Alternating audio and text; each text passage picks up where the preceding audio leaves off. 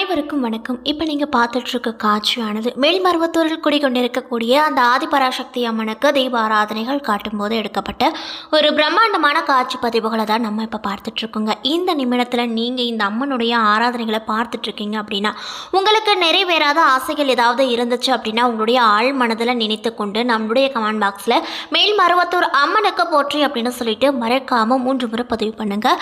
நீங்கள் இந்த தருணத்தில் அந்த அம்மனை நினைத்து இப்படி ஒரு விஷயம் செய்யும்போது கண்டிப்பாக நீங்கள் என்ன விஷயங்களெல்லாம் வேண்டுதலாக நடக்கணும் அப்படின்னு நினச்சிங்களோ அந்த விஷயங்கள் அனைத்துமே அந்த அம்மன் கூடிய விரைவில் நடத்தி வைப்பாங்க. ஸோ நம்பிக்கையோட இந்த ஒரு விஷயத்த செஞ்சு பாருங்கள். அதுக்கு முன்னாடி நீங்கள் இப்போ தான் நம்மளுடைய சேனலை ஃபர்ஸ்ட் டைம் பார்க்குற மாதிரி இருந்தால் மறக்காமல் சப்ஸ்கிரைப் பண்ணிவிட்டு கீழே இருக்கும் பெல்லைக்கானையும் மறக்காமல் கிளிக் பண்ணுங்கள். அப்போ தான் நம்ம சேனலில் போடுற ஒவ்வொரு வீடியோவுமே உங்களுக்கு நோட்டிஃபிகேஷன் மூலியமாக உடனுக்குடனே வந்து சேரும். நாம் இன்றைக்கி இந்த வீடியோ பதிவுகளில் என்ன பதிவுகளெல்லாம் பார்த்து தெரிஞ்சுக்க போகிறோம் அப்படின்னு பார்த்தீங்கன்னா மேல்மருவத்தூர் அம்மன் எப்படி உருவானாங்க, மேலும் அந்த கோவிலை பற்றிய பல சுவாரஸ்யமான விஷயங்கள்லாம் என்னென்ன இருக்குது என்பதை பற்றி தாங்க நம்ம இன்றைக்கி இந்த வீடியோ பதிவுகளில் முழுமையாக பார்த்து தெரிஞ்சுக்க போகிறோம். இந்த பதிவுகள் அனைத்துமே உங்களுக்கு பயன் கொடுக்கக்கூடிய வகையில் தான் இருக்கும். அதனால் ஸ்கிப் பண்ணாமல் தொடர்ச்சியாக பாருங்கள். ஸோ இப்போ வாங்க நம்ம வீடியோக்குள்ளே போகலாம். ஸ்ரீ வாராகி அம்மன் ஜோதிட நிலையத்தில் உங்களுடைய பிரச்சனைகள் எதுவாக இருந்தாலுமே அதற்கு உடனடியாக அவர்களிடம் தீர்வு சொல்லப்படுதுங்க. அது மட்டும் இல்லாமல் அவங்க நிறைய பிரபலங்களுக்கும் ஜோதிடம் பார்த்துருக்காங்க. ஸோ நீங்களும் உங்களுக்கு இருக்கக்கூடிய பிரச்சனைகள் அனைத்திற்குமே உடனடியாக தீர்வு காணணும் அப்படின்னு நினச்சா டிஸ்கிரிப்ஷனில் உங்களுடைய கான்டாக்ட் நம்பரை ஆட் பண்ணியிருக்கோம். ஸோ மறக்காமல் தொடர்பு கொண்டு பயன்பெற்றுக்கோங்க. தமிழகத்தில் நூற்றுக்கணக்கான அம்மன் கோவில்கள் இருந்தாலுமே ஆதிபராசக்தி என்றதுமே அனைவருக்கும் நினைவிற்கு வரும் இடம்தான் மேல்மருவத்தூர். அதே போல் சென்னை சுற்றி முக்கிய கோவில்கள் என்றதும் நினைவுக்கு வருவதுமே இந்த மேல்மருவத்தூர் தாங்க. தமிழகம் மட்டும் இல்லாமல் உலகின் பல்வேறு நாடுகளில் இருந்தும் லட்சக்கணக்கான பக்தர்கள் மேல்மருவத்தூர் ஆதிபராசக்தி அம்மன் சித்தர் பீடத்திற்கு வந்து வழிபாடு செய்து கொண்டு தான் இருக்காங்க. தன்னை வணங்கும் பக்தர்களின் வாழ்க்கையில் ஆதிபராசக்தி அம்மன் பல அற்புதங்களையும் இன்றளவும் நிகழ்த்தி தான் வந்துட்டுருக்காங்க. அது மட்டும் இல்லாமல் ஆதிபராசக்தி கோவிலில் சாமானிய மனிதர்கள் அதிக அளவில் வந்து வழிபட்டு செல்வது வழக்கத்தில் ஒன்றாக தான் இருந்துட்டுருக்கு.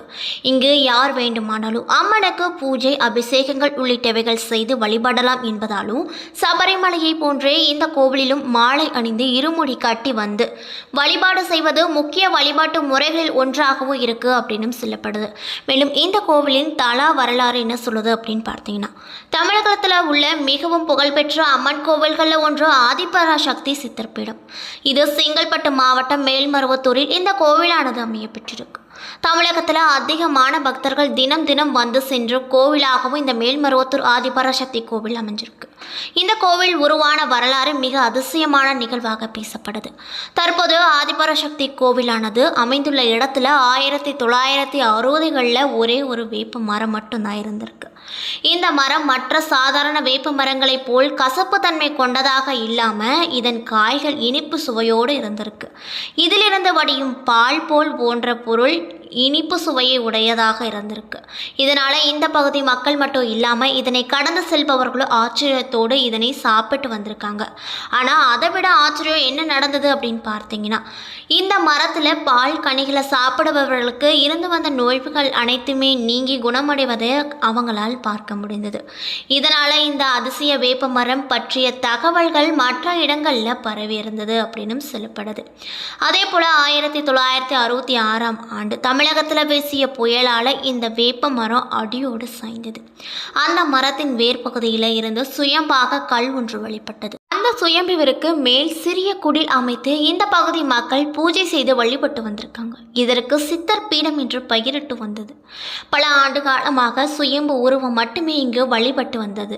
மேலும் 1977ஆம் ஆண்டு நவம்பர் 25ஆம் தேதி தான் இந்த சுயம்புவிற்கு அருகில் 3 அடி உயர பீடத்தின் மீது அன்னை ஆதிபராசக்தியின் சிலை பிரதிஷ்டை செய்யப்பட்டது அப்படின்னு சொல்கிறாங்க.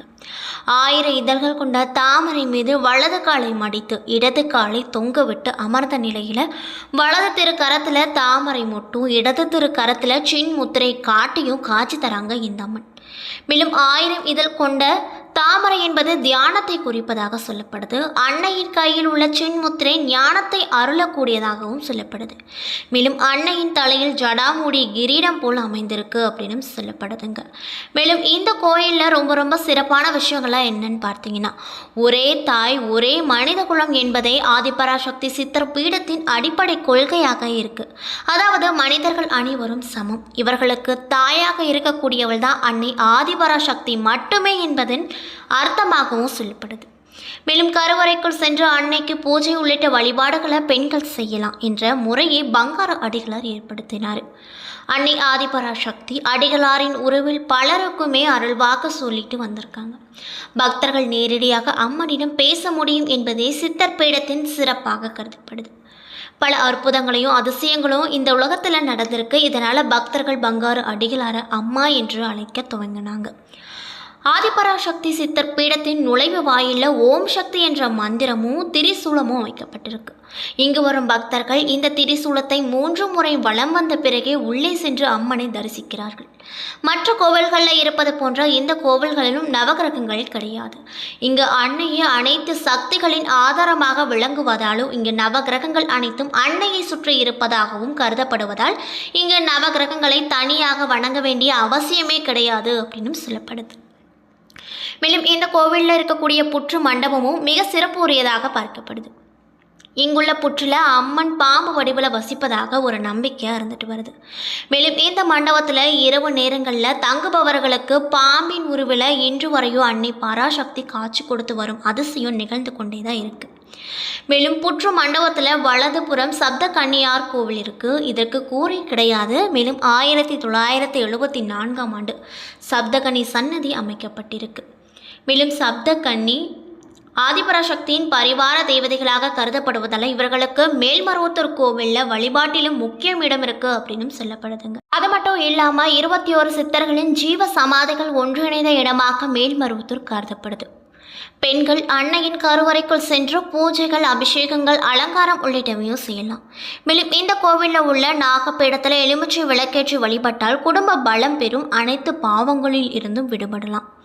அங்க பிரதட்சணம் இந்த கோவிலின் முக்கிய வேண்டுதலாக இருக்கு. அங்க பிரதட்சணம் செய்து வேண்டிக் கொண்டால் அவர்களுக்கு அனைத்து நலன்களும் கிடைக்கும் என்பது அசைக்க முடியாத நம்பிக்கையாக பக்தர்களிடையே நினைவு வரும் ஒரு உண்மை விஷயமா இருந்துட்டு வருது. மேலும் நவராத்திரி, ஆடிப்பூரம் நாட்களில் அங்க பிரதட்சணம் செய்வது பாவ விமோச்சனம் பெறுவதற்கான சிறந்த வழிபாடாக கருதப்படுது. ஆடிப்பூர நாள பக்தர்களே தங்களுடைய கைகளால் சுயம்பு ரூபத்திற்கு பால் ஊற்றி அபிஷேகம் செய்யலாம். பூஜைகள் செய்வதற்கான சாதாரண மனிதர்களும் அனுமதிக்கப்படுறாங்க. அது மட்டும் இல்லாமல் அர்த்தவன பத்ரகாளிக்கு இங்கு தனி சன்னதி இருக்குது. இவளை வேண்டிக் கொண்டால் அனைத்து தீய சக்திகளிலும் இருந்து விடுபட முடியும் அப்படின்னு சொல்கிறாங்க. அதே போல் மேல்மருவத்தூர் ஆதிபராசக்தி கோவிலுக்கு எவர் ஒருவர் ஒரு முறையாக விரதம் இருந்து இருமுடி கட்டி வந்து 108 முறை மந்திர ஜபம் தியானம் செய்து வழிபடுகிறார்களோ அவர்களுக்கு எந்த தீய சக்தியும் நெருங்க முடியாது என்பது நம்பிக்கையாகவும் இருக்க அப்படின்னு சொல்கிறாங்க. அது மட்டும் இல்லாமல் இங்கு என்னென்ன திருவிழாக்கள் ரொம்பவே விமர்சையாக கொண்டாடப்படுது அப்படின்னு பார்த்தீங்கன்னா, தைப்பூசம், யுகாதி, தமிழ் புத்தாண்டு, சித்ரா பௌர்ணமி, ஆடிப்புறம், நவராத்திரி, பௌர்ணமி, அமாவாசை நாட் போன்ற தினங்கள் எல்லாம் இங்கு ரொம்பவே விமர்சையாக கொண்டாடப்படும் திருவிழாக்களாக பார்க்கப்படுது. என்ன நண்பர்களே, இந்த வீடியோ பதிவுகளில் மேல்மருவத்தூரில் குடிகொண்டிருக்கக்கூடிய அந்த ஆதிபராசக்தி அம்மனுக்கு தீப ஆராதனைகள் காட்டும் போது எடுக்கப்பட்ட ஒரு அற்புதமான காட்சி பதிவும், மேலும் அந்த அம்மனை பற்றிய பல சுவாரஸ்யமான விஷயங்களையும் இந்த வீடியோ பதிவின் மூலியமாக நம்ம முழுமையாக பார்த்துருப்போங்க. இந்த பதிவுகள் அனைத்துமே உங்களுக்கு பயன் கொடுக்கக்கூடிய வகையில் தான் அமைய பெற்றிருக்கும். ஸோ வீடியோ பிடிச்சிருந்தால் லைக் பண்ணுங்கள், ஷேர் பண்ணுங்கள். அது மட்டும் இல்லாமல் உங்களுக்கு இந்த மேல்மருவத்தூரில் குடிகொண்டிருக்கக்கூடிய அந்த ஆதிபராசக்தி அம்மனை ரொம்ப ரொம்ப பிடிக்கும் அப்படின்னா அந்த வீடியோக்கு ஒரு லைக் பண்ணிவிட்டு உங்களுடைய ஆழ்மனதில் நிறைவேறாத ஒரு விஷயத்தை வேண்டுதலாக நினைத்து கொண்டு நம்மளுடைய கமெண்ட் பாக்ஸில் மேல்மருவத்தூர் அம்மனுக்கு போற்றி அப்படின்னு சொல்லிட்டு மறக்காமல் 3 முறை பதிவு பண்ணுங்கள். நீங்கள் இந்த தருணத்தில் அந்த அம்மனை நினைத்து இப்படி ஒரு விஷயம் செய்யும்போது கண்டிப்பாக நீங்கள் உங்களுடைய ஆழ்மனதில் என்ன விஷயங்களை வேண்டுதலாக நினைத்தீங்களோ அந்த விஷயங்கள் அனைத்துமே அந்த அம்மன் கூடிய விரைவில் நடத்தி வைப்பாங்க. ஸோ நம்பிக்கையோடு இந்த ஒரு விஷயத்தை செஞ்சு பாருங்கள். அதுக்கு முன்னாடி நீங்கள் இப்போ தான் நம்மளுடைய சேனலை ஃபர்ஸ்ட் டைம் பார்க்குற மாதிரி இருந்தால் மறக்காமல் சப்ஸ்கிரைப் பண்ணிவிட்டு கீழே இருக்கும் பெல் ஐக்கானையும் மறக்காமல் கிளிக் பண்ணுங்கள். அப்போ தான் நம்ம சேனலில் போடுற ஒவ்வொரு வீடியோவுமே உங்களுக்கு நோட்டிஃபிகேஷன் மூலியமாக உடனுக்குடனே வந்து சேரும். நன்றி.